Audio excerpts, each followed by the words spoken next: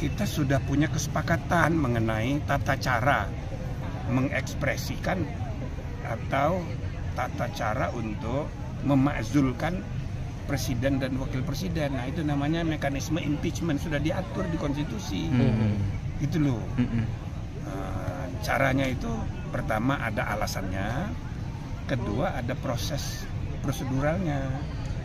Nah, kalau alasannya sebenarnya, kalau konkretnya mau dicari-cari, gampang. Ada 6 yang bisa dijadikan alasan. Pertama, karena berkhianat pada negara. Yang kedua, karena korupsi. Yang ketiga, karena terima suap. Yang keempat, kalau dia melakukan tindak pidana berat lainnya. Apa tuh? Dia segala macam tindak pidana yang diancam dengan hukuman di atas 5 tahun, itu masuk kategori tindak pidana berat semua. Jadi ada 4 kemungkinan alasan hukum. Lalu ada alasan yang kelima, perbuatan tercela. Kalau terbukti ada perbuatan tercela yang dilakukan oleh seorang presiden atau seorang wakil presiden, itu bisa jadi alasan juga. Yang terakhir itu alasan administrasi, kalau dia meninggal, dia mengundurkan diri, atau dia ternyata tidak memenuhi syarat lagi sebagai presiden atau calon wakil presiden, dia bisa diberhentikan. Jadi ada 6 alasan. Nah, kalau mau dicari-cari, gampang itu. Gampang itu. Nah, itu tempat membuktikannya di MK. Jadi di MK itu nanti membuktikan apa benar dia melakukan 6 hal tadi. Masuk kategori 6 hal tadi.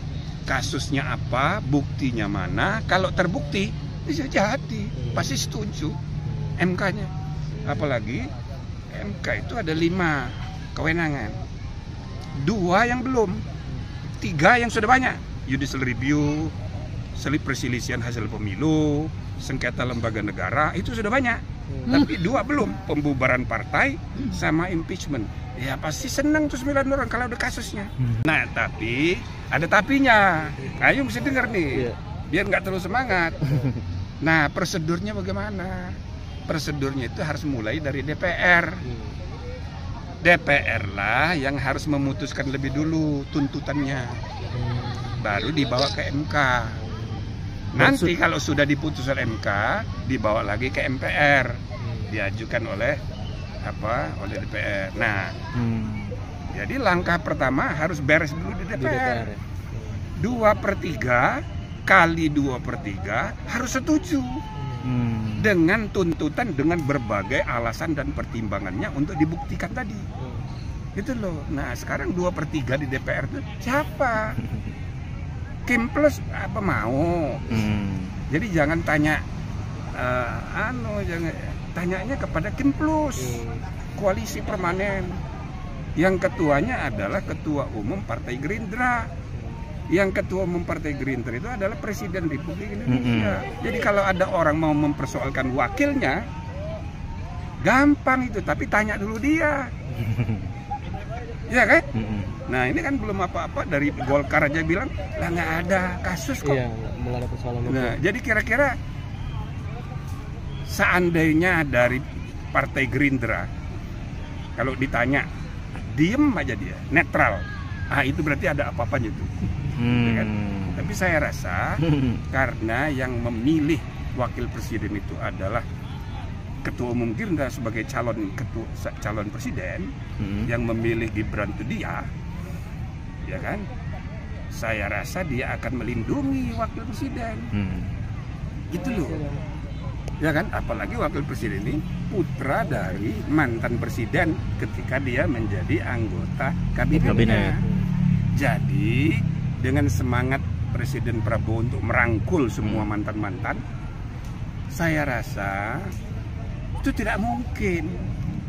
Tidak mungkin Partai Gerindra dan begitu juga partai-partai koalisi itu akan mengambil inisiatif mencapai angka 2/3 itu. Gitu loh. Jadi ini supaya apa? Supaya ya kita fair ya. Kita melihat situasinya itu kayaknya ya ini hanya ribut-ribut aja, hanya ekspresi kemarahan aja, tapi realisasinya rasanya nggak mungkin. Maka akan jauh lebih baik seandainya masyarakat luas, publik ya, itu diajak berpikir bagaimana sih kalau kita berpikir ke depan aja, jangan ke belakang. Ekspresi kemarahan kita tentang masa lalu ya itu agak sedikit dikurangi lah, ya kan? Karena nggak ada gunanya. Sebab akibatnya itu nanti ngabisin waktu, tapi tidak ada ujungnya.